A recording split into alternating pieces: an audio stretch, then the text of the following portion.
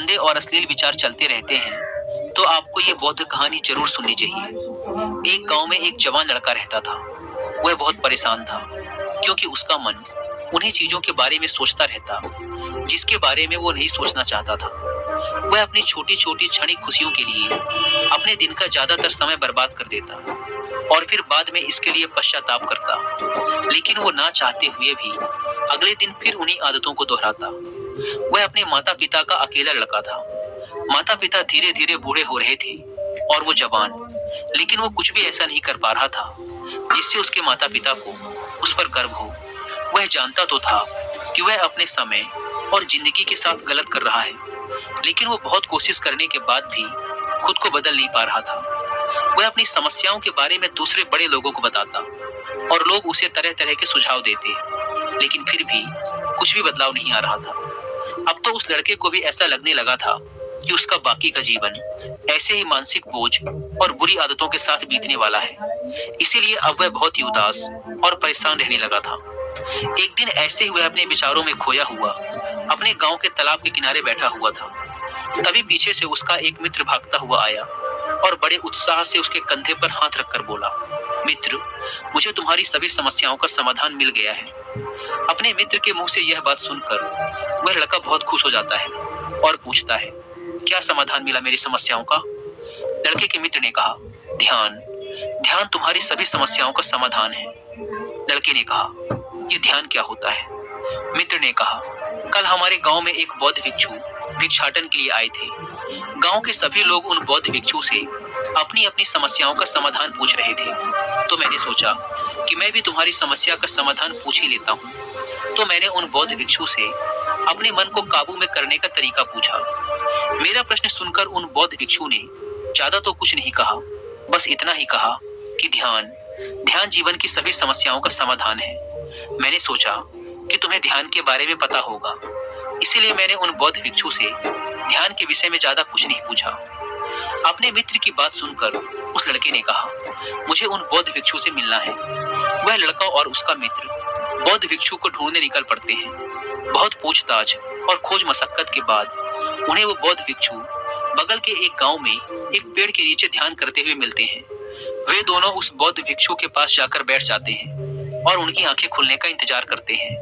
थोड़ी देर बाद जब बौद्ध भिक्षु अपनी आंखें खोलते हैं तो वो उन्हें प्रणाम करते हैं और कहते हैं, आपने ये तो बता दिया कि ध्यान जीवन की सभी समस्याओं का समाधान है, लेकिन आपने ये नहीं बताया कि ध्यान है क्या। बौद्ध भिक्षु ने कहा, ध्यान क्या है, इसको मैं शब्दों में समझा पाऊं इतनी मुझ में सामर्थ्य नहीं, लेकिन अब क्योंकि तुम लोगों ने प्रश्न किया है तो मुझे कुछ ना कुछ तो बताना ही पड़ेगा।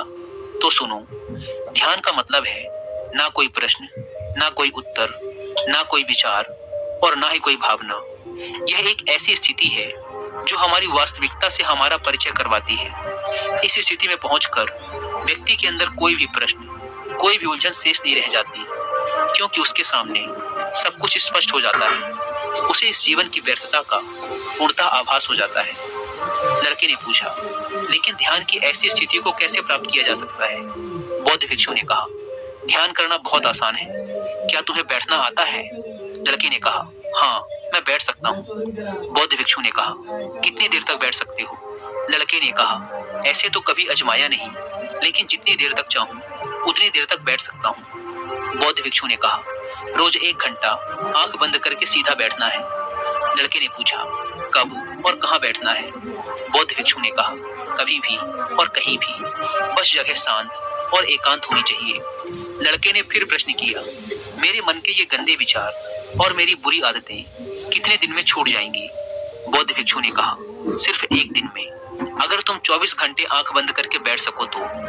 बौद्ध भिक्षु से आज्ञा ले वह लड़का अपने घर आ जाता है और ध्यान करने बैठ जाता है। जैसे वह अपनी आंखें बंद करके बैठता है, उसके मन में तरह तरह के विचार उठने शुरू हो जाते हैं, जैसे क्या ध्यान करने से सचमुच कुछ फायदा होगा?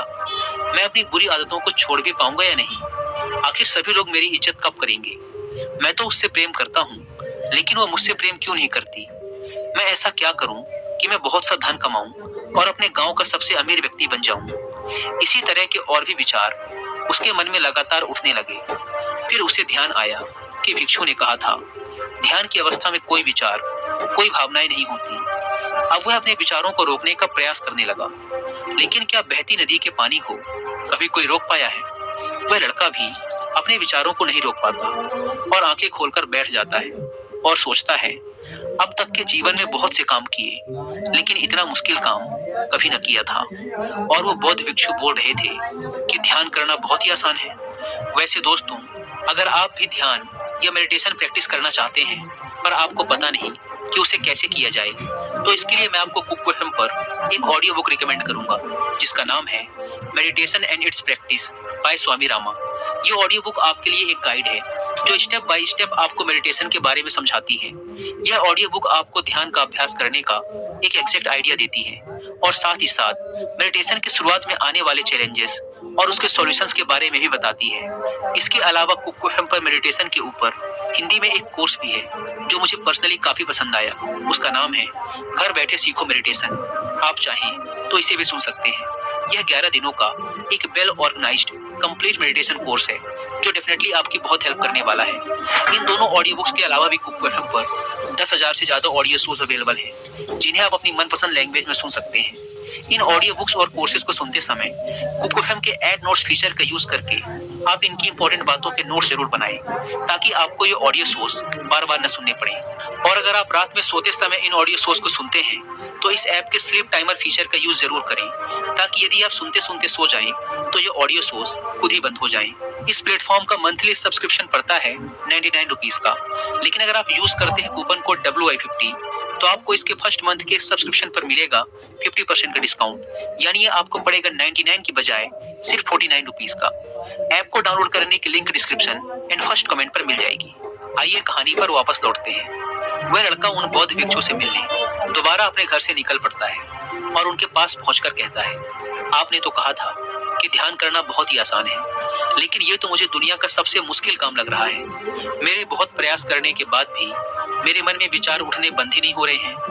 बौद्ध भिक्षु ने कहा, लेकिन तुमसे विचारों को रोकने के लिए किसने कहा है? लड़के ने कहा, तो फिर विचार रहित स्थिति कैसे प्राप्त होगी? आपने तो कहा था कि ध्यान में कोई विचार, कोई प्रश्न नहीं होते।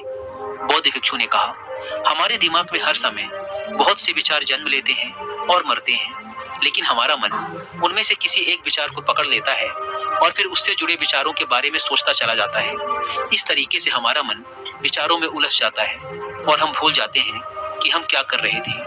जब तुम ध्यान करने बैठोगे तो तुम्हारे दिमाग में भी बहुत से विचार उठेंगे और खत्म हो जाएंगे, लेकिन तुम्हें किसी भी विचार का चुनाव नहीं करना, बस उन्हें देखना है। तुम्हारे मन में विचार उठेंगे और खत्म हो जाएंगे। धीरे धीरे समय के साथ इन विचारों के उठने की गति कम होती चली जाएगी। बौद्ध भिक्षु के मुंह से ये सारी बातें सुनकर वह लड़का अपने घर वापस आ जाता है और दोबारा ध्यान करने के लिए बैठ जाता है। इस बार वह लड़का बौद्ध भिक्षु के बताए अनुसार अपने मन में उठ रहे विचारों को देखता है। वह कुछ देर तक तो विचारों को साक्षी भाव से देख पाता है, लेकिन फिर उसके मन में ऐसे विचार उठते हैं जिनके बारे में सोचने से वह खुद को रोक नहीं पाता और वह गहरे विचारों में खो जाता है। कुछ देर बाद उसे याद आता है कि वह तो ध्यान कर रहा था। वह दोबारा विचारों को देखने का प्रयास करता है, लेकिन इस बार उसका मन दूसरी चाल चलता है। अब उसके मन में अश्लील विचार उठने लगते हैं। वह लड़का सोचता है कि ध्यान जैसी पवित्र स्थिति में ये अश्लील विचार क्यों उठ रहे हैं। वह अपने मन में उठ रहे अश्लील और गंदे विचारों को रोकने का बहुत प्रयास करता है, लेकिन वो उन्हें रोक नहीं पाता। उसके मन में लगातार बस ऐसे ही विचार उठ रहे थे। बहुत देर तक प्रयास करने के बाद जब वह लड़का परेशान हो जाता है तो वह ध्यान से उठकर सीधा उन बौद्ध भिक्षु के पास पहुंचता है और कहता है, मैं जब भी अपनी आंखें बंद करके ध्यान करने के लिए बैठता हूँ तो मेरे मन में सिर्फ अश्लील और गंदे विचार ही आते हैं। बौद्ध भिक्षु ने कहा, कोई भी विचार अच्छा या बुरा नहीं होता, इसीलिए किसी भी विचार को बुरा समझकर उसे जबरदस्ती दबाने का प्रयास मत करो, क्योंकि हमारे द्वारा विचारों का विरोध ही उन्हें और भी शक्तिशाली बनाता है। इसीलिए किसी भी विचार का दमन करने का प्रयास मत करो, क्योंकि इस मन की प्रकृति ही ऐसी है कि हम इसे जिस चीज के बारे में सोचने से रोकते हैं यह उसी चीज के बारे में सबसे ज्यादा सोचता है। इसीलिए तुम्हारा विचारों को रोकने का प्रयास व्यर्थ है, और जिन विचारों को तुम गंदे व अश्लील विचार कह रहे हो वो विचार भी तुम्हारे जीवन का एक हिस्सा है। इंसानी जीवन को आगे बढ़ाने के लिए इन विचारों का उठना भी जरूरी है। एक बात हमेशा याद रखना कि जीवन में हम जिस भी चीज को अस्वीकार करते हैं हमारा मन उसी चीज में सबसे ज्यादा रस देने लगता है। इसीलिए जीवन की किसी भी सच्चाई को नजरअंदाज करने का प्रयास मत करो। हर चीज को स्वीकारो, तभी तुम उससे मुक्त हो पाओगे। लेकिन इसका मतलब यह नहीं कि तुम हर समय काम वासना के विचारों में ही डूबे रहो। तुम्हें यह समझना होगा कि काम वासना हमारे जीवन का एक छोटा सा हिस्सा मात्र है, पूरा जीवन नहीं। तो जीवन के इस पहलू को भी स्वीकारो और आगे बढ़ो, क्योंकि इस जीवन में इसके आगे भी बहुत कुछ जानने के लिए है। लड़के ने कहा, लेकिन हमारा मन हमारे साथ इतनी चालें क्यों चलता है? क्या हमारा मन ही हमारा शत्रु है? भिक्षु ने कहा, नहीं, मन हमारा शत्रु नहीं है। यह तो बस उन्हीं चीजों को अनुभव करना चाहता है जिसमें इसे आराम मिले, आनंद आए। इसीलिए जब हम कोई ऐसा काम करते हैं जिसमें शुरू में ही मन को आनंद नहीं मिलता, तो हमारा मन उस काम का विरोध करता है। बौद्ध भिक्षु ने आगे कहा, अगर तुम अपने मन से बुरे विचारों को खत्म करना चाहते हो तो अपनी आदतों को बदलो। आदतों को तुम केवल तभी बदल सकते हो जब तुम्हारा मन तुम्हारे काबू में होगा, और तुम्हारा मन तुम्हारे काबू में तभी आएगा जब तुम खुद को जानोगे, जब तुम स्वयं का अनुभव करोगे, जब तुम ध्यान का अनुभव करोगे। इतना कहकर बौद्ध भिक्षु खड़े हो गए और एक हल्की सी मुस्कान के साथ उस लड़के के सर पे अपना हाथ रख दिया। इसके बाद उन्होंने अपना भिक्षा पात्र उठाया और वहां से चले गए। वह लड़का उन बौद्ध भिक्षु को जाता हुआ देखता रहा, लेकिन अब वह बहुत खुश था, क्योंकि उसे अपनी समस्याओं का समाधान मिल चुका था ध्यान के रूप में। वह समझ गया था कि उसे हर रोज ध्यान के लिए बैठना है और उसे अपने आते जाते विचारों को देखना है, लेकिन किसी भी विचार को पकड़ना नहीं है। समय के साथ वो विचार खुद ही गायब होते चले जाएंगे। साथ ही वो ये भी समझ गया था कि कोई भी विचार अच्छा या बुरा नहीं होता, विचार सिर्फ एक विचार होता है। इसीलिए विचारों का विरोध करना भी व्यर्थ है। दोस्तों, मुझे उम्मीद है कि आपको इस वीडियो से बहुत कुछ सीखने को मिला होगा।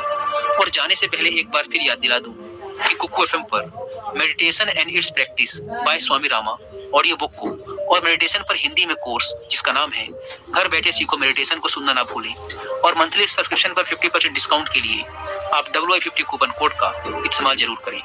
धन्यवाद।